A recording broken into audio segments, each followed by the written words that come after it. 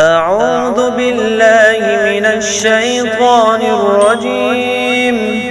بسم الله الرحمن الرحيم. ولقد آتينا داود وسليمان علما وقال الحمد لله الذي فضلنا على كثير من عباده المؤمنين. وورث سليمان داود وقال يا أيها الناس علمنا منطق الطير وأوتينا من كل شيء إن هذا لهو الفضل المبين. وحشر لسليمان جنوده من الجن والإنس والطير فهم يوزعون حتى إذا أتوا على واد النمل قالت نملة يا أيها النمل ادخلوا مساكنكم لا يحطمنكم سليمان وجنوده وهم لا يشعرون.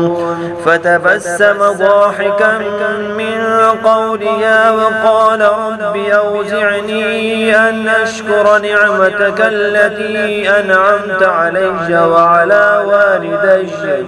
وعلى والدي وأن أعمل صالحا ترضاه وأدخلني برحمتك في عبادك الصالحين. وتفقد الطير فقال ما لي لا أرى الهدهد أم كان من الغائبين لأعذبنه عذابا شديدا أو لأذبحنه أو ليأتيني بسلطان مبين.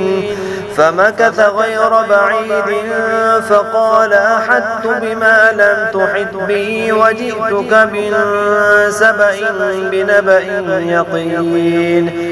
إني وجدت امرأة تملكهم وأوتيت من كل شيء ولها عرش عظيم.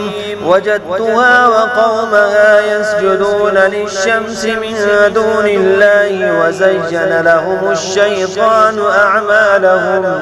أعمالهم فصدهم عن السبيل فهم لا يهتدون. ألا يسجدوا لله الذي يخرج الخبأ في السماوات والأرض ويعلم ما تخفون وما تعلنون. الله لا إله إلا هو رب العرش العظيم.